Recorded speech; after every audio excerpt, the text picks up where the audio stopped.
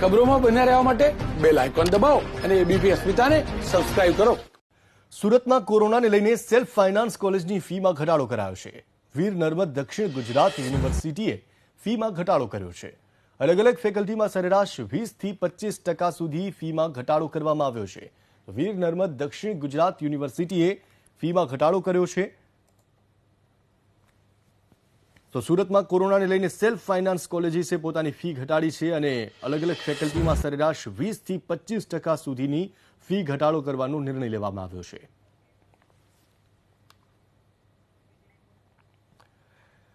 સુરતમાં કોરોનાને લઈને સેલ્ફ ફાઇનાન્સ કોલેજની ફીમાં ઘટાડો કરાયો છે. વીર નર્મદ દક્ષિણ ગુજરાત યુનિવર્સિટીએ ફીમાં ઘટાડો કર્યો છે. અલગ અલગ ફેકલ્ટીમાં સરેરાશ 20 થી 25% સુધી ફીનો ઘટાડો કરવાનો યુનિવર્સિટીએ નિર્ણય કર્યો.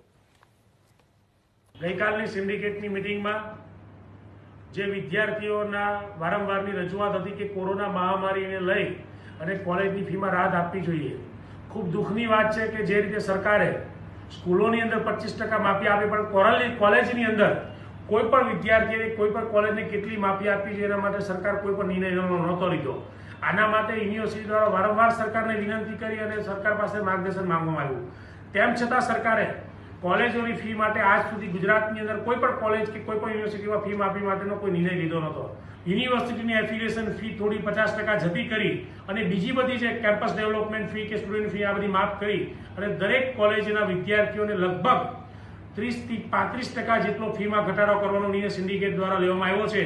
વિદ્યાર્થી સંગઠનો દ્વારા રજૂઆતો થતી હતી કે ફીમાં ઘટાડો થવો જોઈએ અને અમારા માનવંતા સિન્ડિકેટ સભ્યશ્રીઓએ એ વિદ્યાર્થી સંગઠનોની લાગણીને માન આપીને ફીમાં ઘટાડા કરવાનો ગઈકાલની બેઠકની અંદર નિર્ણય લીધો છે.